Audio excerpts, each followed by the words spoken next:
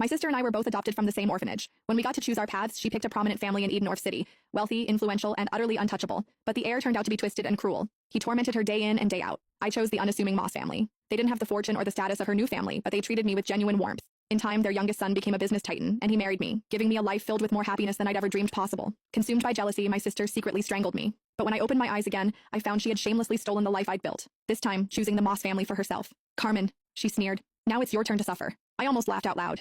Did she think the Moss heir was some simple jackpot? I opened my eyes on the very day my sister Hazel and I were to be chosen for adoption. I'm very obedient and I can do all the housework. Please pick me, Hazel simpered, putting on a show of perfect innocence as she clutched the hand of Brad Moss, the Moss family's youngest son. So, she was a reborn too. Girl, said a refined woman, her voice cool with confusion. I thought you said you liked our family. She was Alexander Moreland's mother. The Morelands were the first family of Edenorf's elite, though the heir himself, Alexander, was nowhere to be seen. I changed my mind, Hazel retorted, shrinking behind Brad as if he were a human shield. Is that a crime? Mrs. Moreland's face tightened. Such a fickle child is unworthy of the Moreland name. Then her gaze softened as she turned to me. You seem like a good girl. Come with me. We have a son at home you'll like. I simply nodded and took her outstretched hand. A triumphant gleam flashed in Hazel's eyes as if she'd just won a great victory, but she had no idea. While everyone feared Alexander's eccentricities, I was far more terrified of Brad, a guy as cold and venomous as a snake. In my last life, I had spent years desperately trying to escape his grasp. This time she had unknowingly done me the biggest favor imaginable. As Mrs. Moreland stepped outside to get the car, Hazel sidled up to me, her eyes full of contempt. Enjoy your new life, Carmen, she whispered. This time, you're the one who will suffer. I didn't even bother to reply.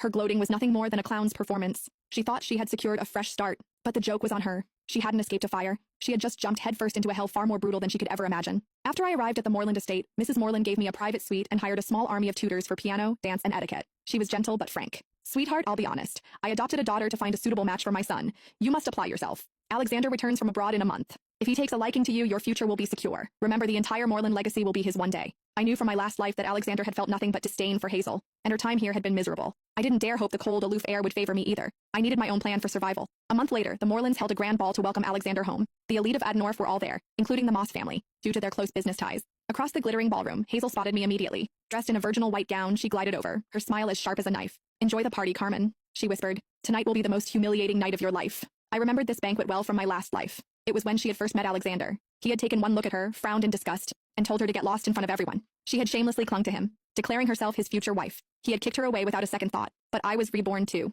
I knew how her story ended, and I had already charted a different course. Hazel was waiting for me to suffer the same humiliation she did. She was in for a surprise.